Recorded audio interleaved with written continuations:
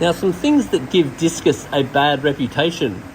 The first thing is, if you're keeping discus, you want to keep plenty of them.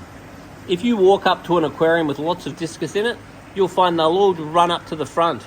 If you walk up to an aquarium with not many discus in it, you'll find they'll often flee to the back of the aquarium. They're also quite a flighty fish, so try and make sure that you don't have really sharp rocks or something they can snag themselves on. Also, a lot of breeders or people in the industry feed them mammalian products like ox heart and beef heart and lamb heart and stuff like that. It's very bad and fatty for their liver, and I do not recommend doing that. In the wild, these feed on very low nutrient foodstuffs like amphipods and copepods that crawl along the driftwood mainly at night. So I would just be feeding them good quality, not fully digestible foods like Danichi or probiotics from New Life Spectrum. A lot of food is just processed crap in a can. A little bit of bloodworms would be okay. So watching what you feed them, also feeding them more regularly than once a day is helpful, because in the wild they tend to feed all night and they'll eat small amounts regularly. So they'll just pick off the amphipods and so forth on the driftwood. Now, another thing is water flow. Some people seem to be under the impression that you don't want to have much water flow, whereas actually dissolved oxygen level and redox potential and water flow is actually very important for discus. If you look at videos of the discus in the wild, you'll see they're often having to swim very much just to even stay still. So having good water flow, feeding them good quality nutrient food, which is not super high in protein, so none of your mammalian products, and not just feeding bloodworms or something like that, which make the animal look nice, look big, look strong, but they'll have basically no immune system.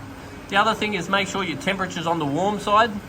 So I want sort of 28, 30 degrees is definitely going to help them. And then you want to have the pH on the low side, so under 7. But at the same time, you need to keep an eye on the KH. You do not want to run a KH of 0. So make sure your KH is at least sort of 1 or 2. So once again, if you slowly introduce discus to your aquarium and you see that they're responding very well, then it's all good.